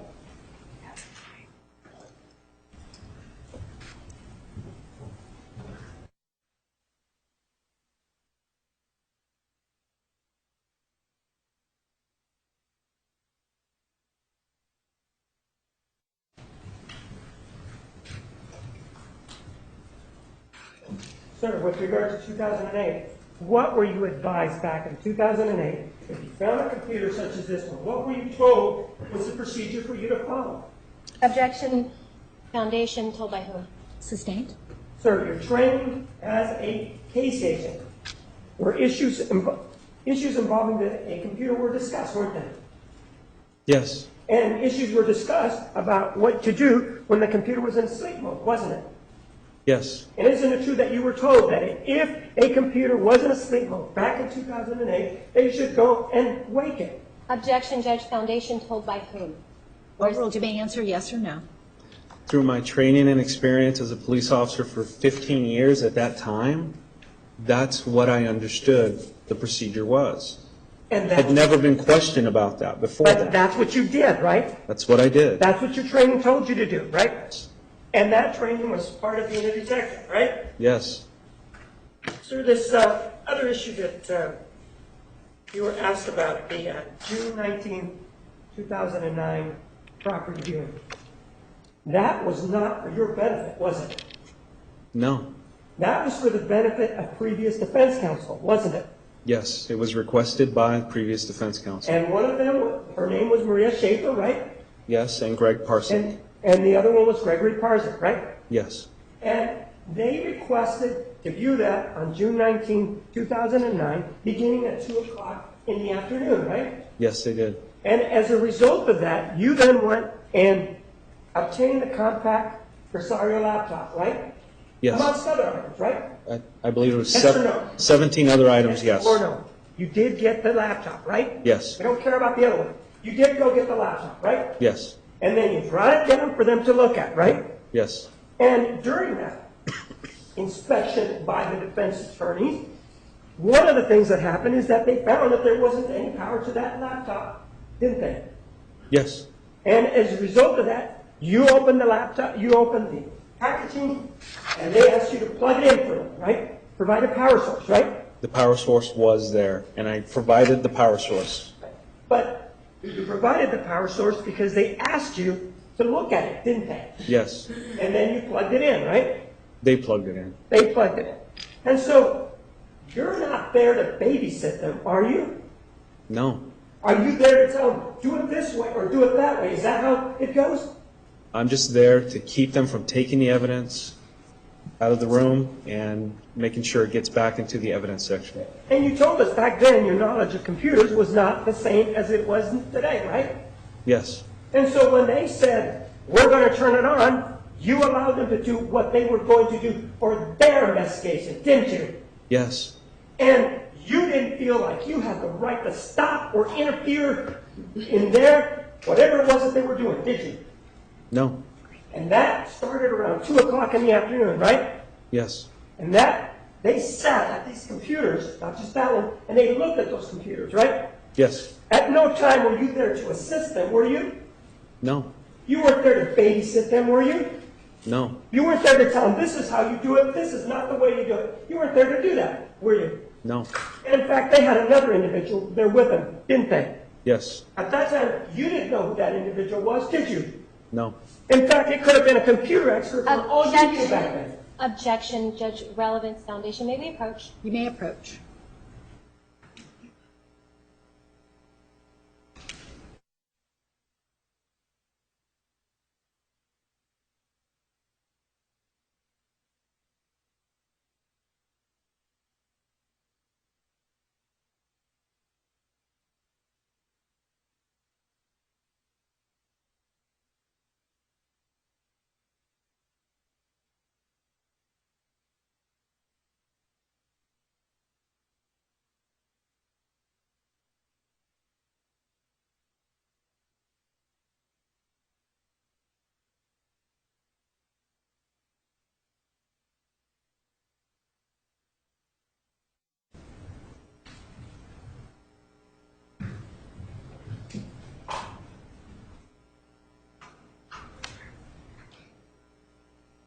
Back on June 19th of 2009, you did not know who that third individual was, did you? No. You didn't know whether or not he was proficient in computers, did you? No. But he was there along with defense counsel, right? He was there making copies, looking at other pieces of evidence. He was there, yes or no? Yes. And when he was there, you weren't going to interfere with whatever it was that he was doing, were you? No. And whatever they were doing, you stayed out of the way, didn't you? Yes, I did. Because if you didn't stay out of the way, you would have interfered with their absolute right to view that property, right? Objection misstates the law with regard to ruining evidence. Overruled. You may answer. Right? Right. And that's not your function at that particular meeting, was it? No. And when they were done with it, they told you they were done with it, right? Yes. And you repackaged it at that point, didn't you? Yes. And you put it back, right? Yes. You were asked, well, if they were going to take a copy of this exhibit number 233, you said you would have stopped them, right? Yes. Well, there's a difference, yes or no? There is a difference. The reason that there's a difference is that you can see what they're doing with regard to taking a sheet out. You can see that with your eyes, can't you? Yes. You couldn't see with your eyes what they were doing back then with a computer, did you? No. You didn't know that what they were doing was modifying the information on that computer, did you? Objection. No. Misstates the evidence, Judge. You may approach.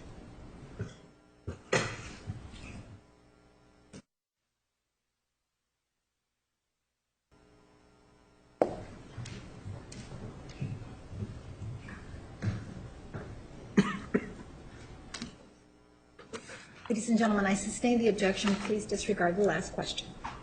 You were in this courtroom when you heard that the evidence was modified back on June 19th of 2009, weren't you? Yes. You heard that, didn't you? Yes, I did. And back then, you were there on June 19th of 2009, right? Yes. And that was for the benefit of the defense attorneys, wasn't it? Yes. And you turned on this computer for the benefit of the defense attorneys, right? They turned it on, yes. And either of them, one of the two, sat down at that computer, didn't they? Yes. You never sat down at that computer, right? No. You didn't see their investigator sit at that computer, did you? No. And you didn't see the prosecutor sitting at that computer, did you? No.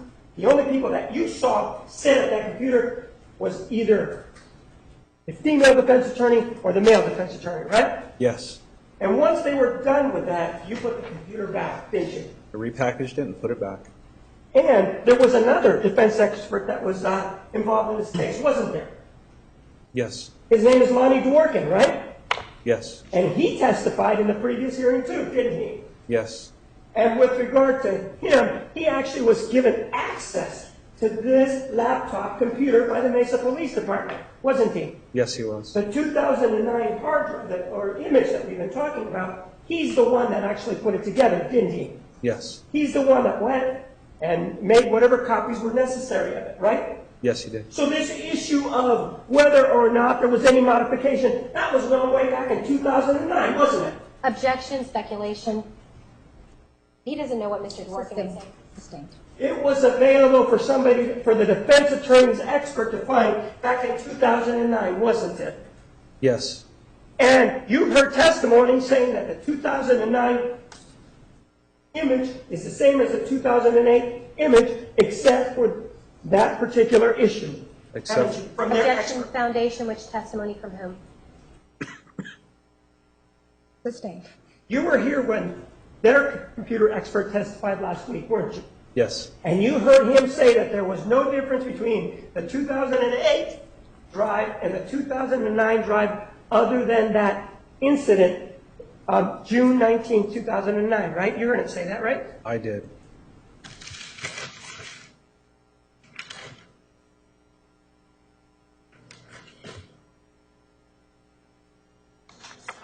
To clear this up, the body was found on June 9, 2008, correct? Yes. The next day is when the warrant was executed, correct? Yes. And it was executed sometime in the morning, right? It was. Yes. That's when you touched the computer to wake it, right? Yes. You didn't turn it on at all, did you? No, it was already on. And so you just touched a key, didn't you? Yes. And once you found that it was on, that's when you made your call, right? And you called the forensic individual and you told him, right? Yes. And then he came, Mr. Melendez, Detective Melendez, and did whatever it was that he was going to do, right? Yes. In terms of the report and what's in the report, does he submit that report to you? And I'm talking about Detective Melendez and says, read this for content to make sure it's accurate. Does he do that? No. In fact, he doesn't do that at all. He submits it to his supervisor, doesn't he? Yes. And then his supervisor approves it, right? Yes. He doesn't, and Detective Melendez didn't sit down with you and say, hey, take a look at this. Let's compare notes, right? He didn't do that. No. He didn't say, let's get our story straight or anything like that, did he? No. He wrote his own report independently of you, didn't he? Independently. Yes. And then the report, he filed it, right? Files and it goes into a database. And it's in that database for anybody to look at, right? Yes. And that police report was turned over to the defense, wasn't it? Yes. Now,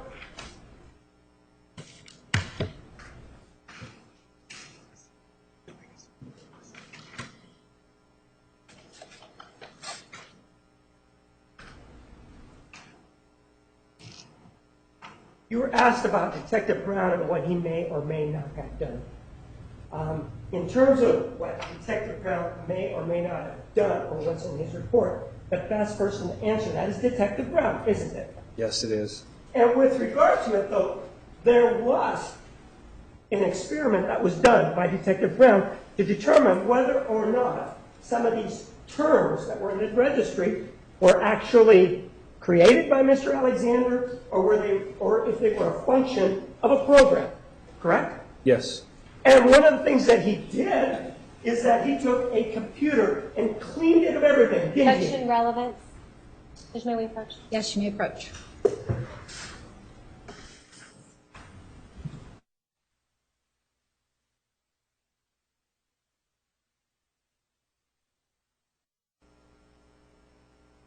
All right, ladies and gentlemen, we're going to take the noon recess a little early today. Please be back in the designated area at 1:25. Have a nice lunch. You are excused. All rise, please.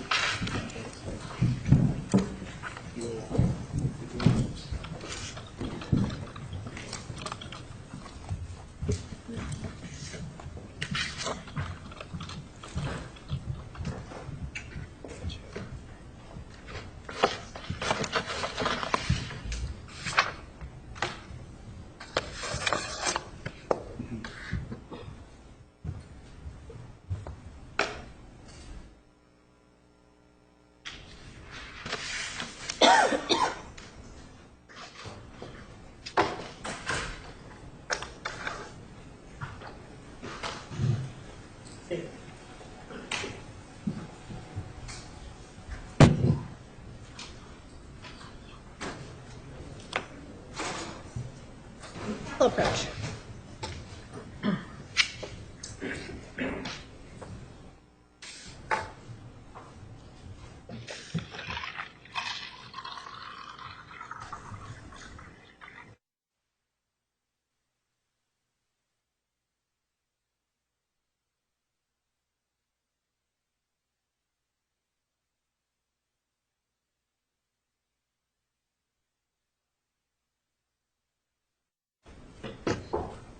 All rise for the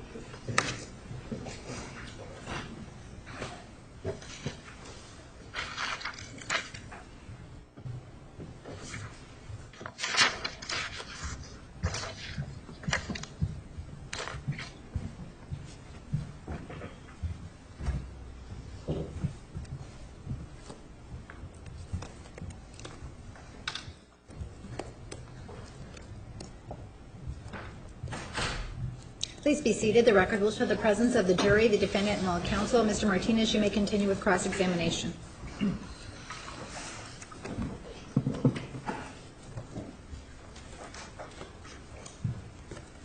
So before the break, you were talking about the issue of the hard drive as applied to an individual by the name of Robert Brown. Do you remember that? Yes. And Robert Brown was a detective with the Mesa Police Department who did some work on this case, right? Yes, he did. And defense counsel asked you whether or not there was any indication in Detective Brown's report as to whether or not there was any video images on this Toshiba hard drive, right? Yes. And you indicated that you really didn't know, right? Yes. And you indicated you thought there wasn't any, right? Yes. Take a look at Exhibit 810.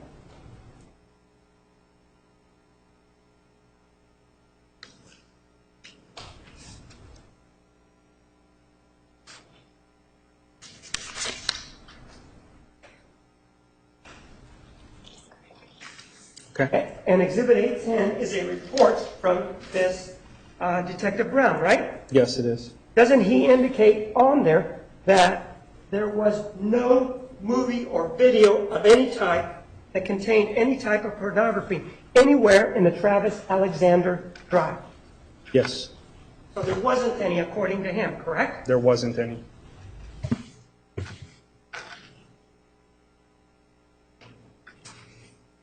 You were asked about Detective Melendez and whether or not there was any pornography on the computer. Do you remember that? Yes. And he testified that there wasn't any pornography in the computer, right? Yes. You were here when the expert for the defendant testified last Thursday, weren't you? Yes, I was. Isn't it true that he also testified that there was no pornography on the computer? Yes. He indicated that there were visits, but true, right? Yes, At least one visits. visit, right? Visits, yes. One visit, though, right? One visit to YouPorn. But he indicated that there was no pornography on the computer, too. Did he indicate that? Objection, vague, and found it. Give me approach, Judge. You may approach.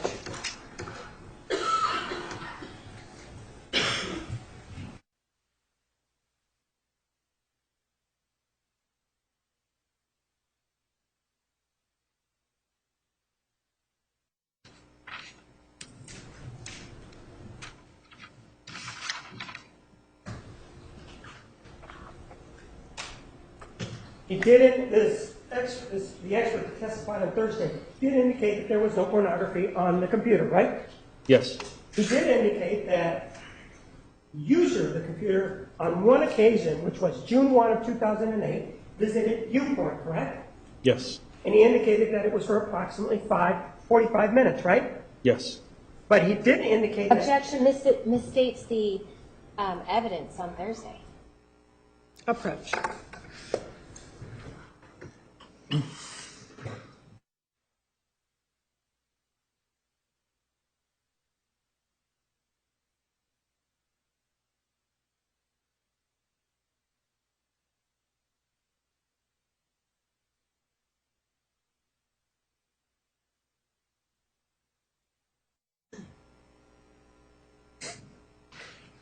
The objection is deemed withdrawn. You may proceed. Isn't it true that he indicated that the visit was approximately 45 minutes, right? Yes. But it was one visit. One visit. And then there was a number of sites that were visited during that one visit, correct? Yes, different sections of the One website, site. yes. And the site was YouPorn, correct? Yes, it was. And there was also an indication from this individual, something about the registry. Do you remember him talking about the registry, correct? Yes. But he also indicated that there were terms there, but no pornography on that registry, correct? Just terms, yes. With regard to child porn, isn't it true that there has never been any child porn on this computer that has been found? Objection made as to pornography itself. Overruled. You may answer. There's no pornography ever on this computer. I'm talking specifically, though, about child pornography. No child pornography.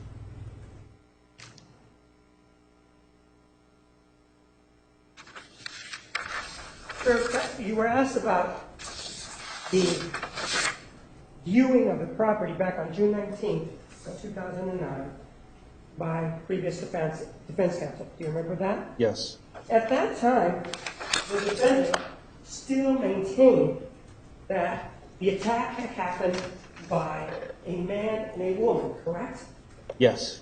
At that time, the issue of pornography on the computer had not even arisen yet, had it? No. And at that time, the allegation of child pornography had not even been raised yet, had it? Objection relevance. Overruled. Had it? No. I don't have anything else. Redirect.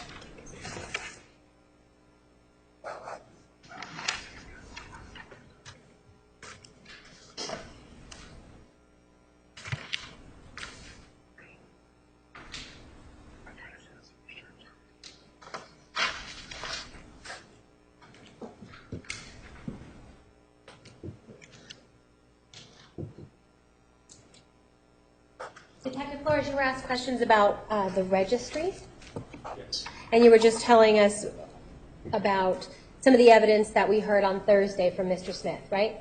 Yes. That Mr. Smith found search terms contained in the registry, Yes. but he didn't have any times or dates for those. He didn't have remember any that? other information, just the search terms. Okay, and one of those search terms that he found was teensex.com, right? Yes, I remember that. And when you tell us that there's no pornography on the computer, what you're really saying is you didn't see any pornographic media. Nobody did. So I'm just talking about you. You didn't see any pornographic media, right? No. Okay. And so, but to say and to make a claim that there's no pornography, period, in front of people, a jury who don't understand or who weren't told the difference between media versus visiting a website, that's a little blurring the lines, don't you think? Objection, lack of foundation, and personal attack on Sustained. Whether or not there was pornographic media on the computer is something completely different than the evidence that shows there was a history of visiting pornographic sites, right? Those are two different things. Two different things, Yes. right? And so making a claim that there is no pornography on the computer, that's not really the entire truth, right? Objection calls her a legal, invades the province of the jury. Sustained. Rephrase. That's not the whole picture, is it? When if you were to make the claim that there is no pornography, period, found on the computer, that's not the whole picture, is it? That is the picture. There was no pornography on that computer. There were search terms, and there is evidence that someone went to view porn, but on the computer itself, there's no pornography on it. And when you say no pornography, you're talking about pornographic media, right? Yes, photos, pics, videos, those kinds of things. And to say, so if we use specific terms and say there's no pornographic media, then we're talking about the whole picture, right? Yes. But to make a claim that there is no pornography, period, on the computer, that's not the whole picture, is it? When we know that there's evidence that pornographic websites were accessed by the user of the computer. Objection, lack of foundation as to the access. Sustained. You know that there was history of access to pornographic websites, right? Objection, Yes. misstates the testimony Overruled. The answer will stand. There's history of access, yes. Okay. The,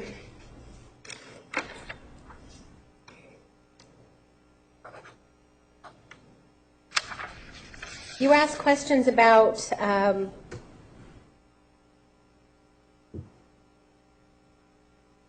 Detective Melendez's report. You remember that? Yes, And you were asked questions about that you didn't review his report before he submitted it, right? yeah, I did not.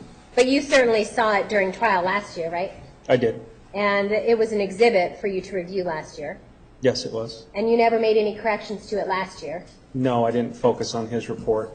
Okay. And you never made any corrections this year. No, it's not my job to make corrections to that report. But you disagreed with what he said in there, right? I took it as a misinterpretation of what I said to him. So you disagreed with what he said? Yes, Okay. Because what your testimony is that you intentionally touched Mr. Alexander's computer, right? yes, And that you intentionally woke it up out of sleep. yes.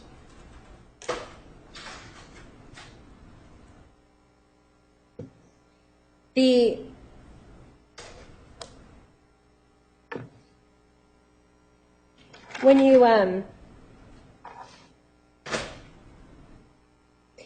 you told us that in your training and your experience and and the procedure, it was your understanding that you were supposed to wake up a sleeping computer, right? It's an option, yes, you can. There's nothing restricting you from doing that.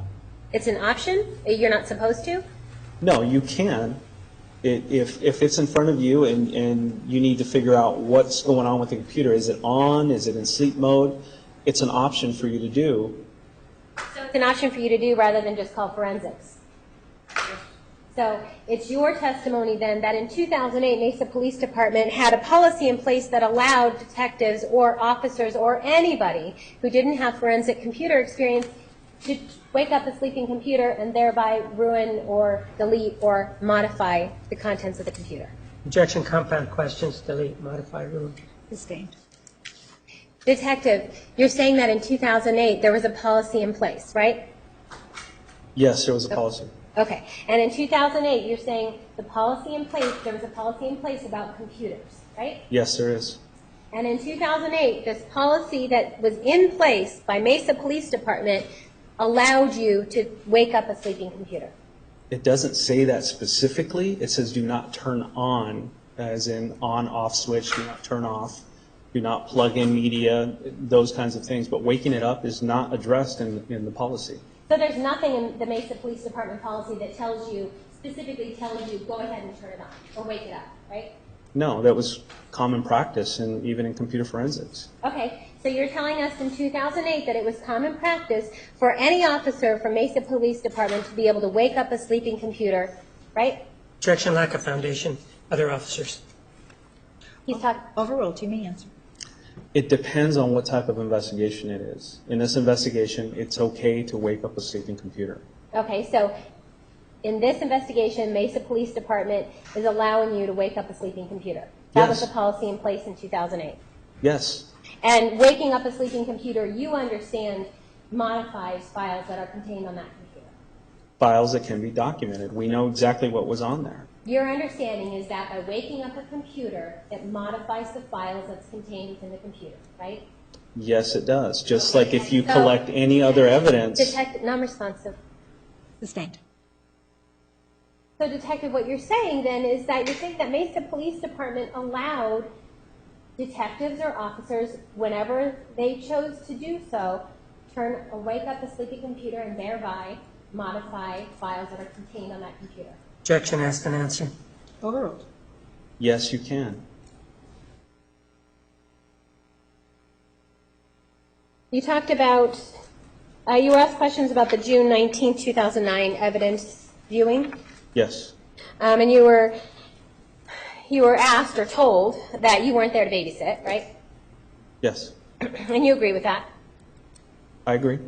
And you also told us that you're not able to interfere with the defense investigations, right? I wasn't going to interfere. Yes, So, And so when they were trying to look at any of the evidence, it was your position you're not going to interfere with whatever they're doing, right? Correct, yes. But part of your job there, you told us that you were there to protect the integrity of the evidence, right? Yes, I was. And you were there in protecting the integrity of the evidence, you were also there to make sure that nobody walked away with any evidence. Yes, nobody walked away with any evidence. And it was your job to make sure that didn't happen, right? Yes. And it's your job to make sure that nobody destroys evidence, right? Yes. And it's your job. So, in other words, if the defense attorneys walked in with a sledgehammer and they wanted to smash Mr. Alexander's computer to bits, you would have stopped it, wouldn't you? Of course. Of course you would have. And that's despite having a copy of an image of that computer already, right? Absolutely. You told us that every scene is contaminated to some extent, right? Yes. And isn't that the issue? It's contaminated to some extent, right? Yes. You don't want that contamination to get any further than it already started out to be, right? Yes. And when you talk about contamination, what you were talking about how roommates or friends went into Mr. Alexander's house when he was first found. Yes. And first responding officers. Right, and the first responding officers, they went into the house also, right? Yes. And that's something that takes place, nobody can help what Mr. Alexander's friends were doing in the house, right? Right. And first responders, they have a job to do, don't they? Yes. They have to make sure that there's no other safety issues going on. Yes. And once all of that's done, everybody is out of the house, right? Because from at that point on, you want to protect the evidence. Yes, we secure it and protect the evidence. And those are all things that we talk about. Those are things that are done by, well, I guess not on purpose. When officers are going in there, they're not purposely going to trudge through evidence or ruin things on purpose, right? To the best of their abilities, yes. Right. I'm sure they're taught to be careful when they're entering into what may be a crime scene. Yes. And isn't that different than when on June 10th of 2008 you knowingly turned or awoke a computer? Because you did that on purpose, right? There is nothing wrong with waking a computer. I understand that that's what you're telling us, but you did it on purpose, right? Of course I did it on purpose. Okay.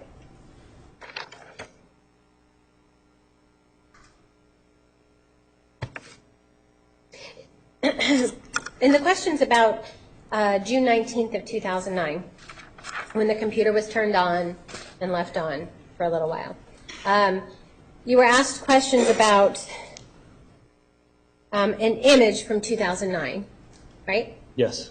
And you were talking about the testimony from Thursday, about how we know that there was an image taken in 2009. Yes. And when we say image, we mean a copy of the computer from 2009. A copy of the hard drive, yes. And we also now know that there was an image taken in 2008 also, right? Yes, there was. And the testimony from Thursday, which you agreed on cross-examination, is that the 2008 and 2009 images are the same, but for the modifications made in 2009. That's the only difference, is the That's the only- 2009 modification. That's the only difference. But you are also aware that the defense was never given a copy of the 2008 image until December of 2014. Objection beyond the scope, irrelevant, and if we may approach. May approach.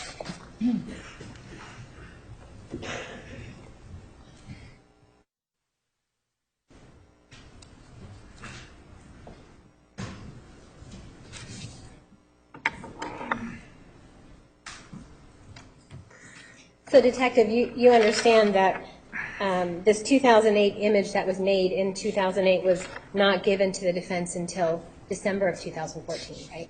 I just recently learned that.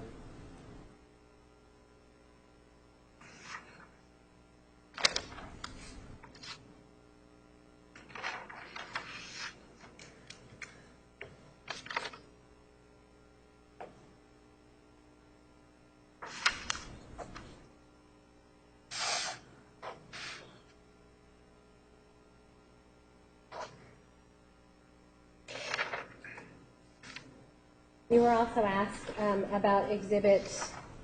I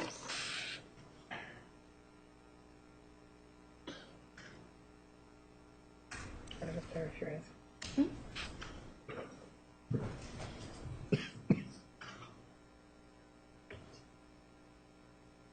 Judge, may I approach? You may.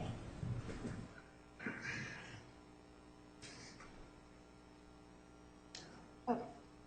So you were also asked questions about Detective Brown's report, Exhibit 810, Yes. about no video being found. Yes. And this report, Exhibit 810, this is just a paper report, correct?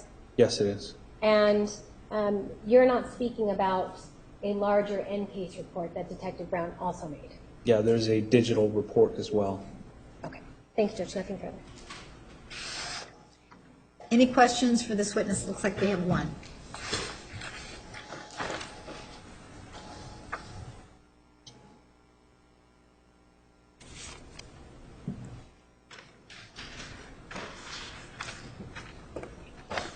Counsel, please approach.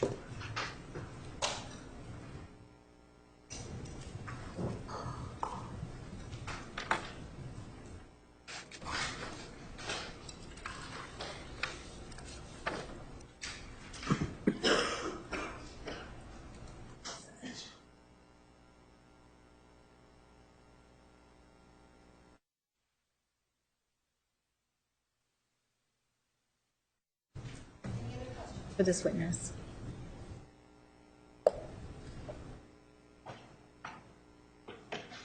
Detective, you may step down. Ladies and gentlemen, that is all we have for you today. And because of scheduling issues, there are no witnesses for tomorrow. So we need you to return on Wednesday at 10 o'clock. Wednesday at 10 o'clock. Are there any questions? Please remember the admonition. You are excused.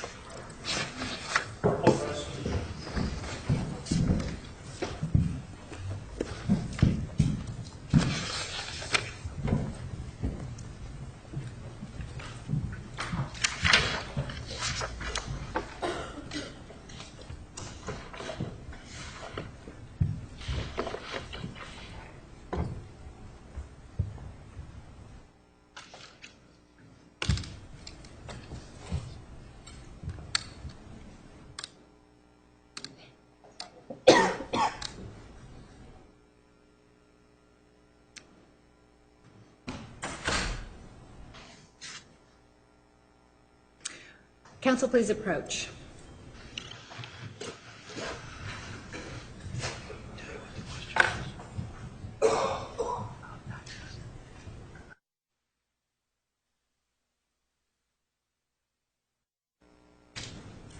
We're adjourned. All rise.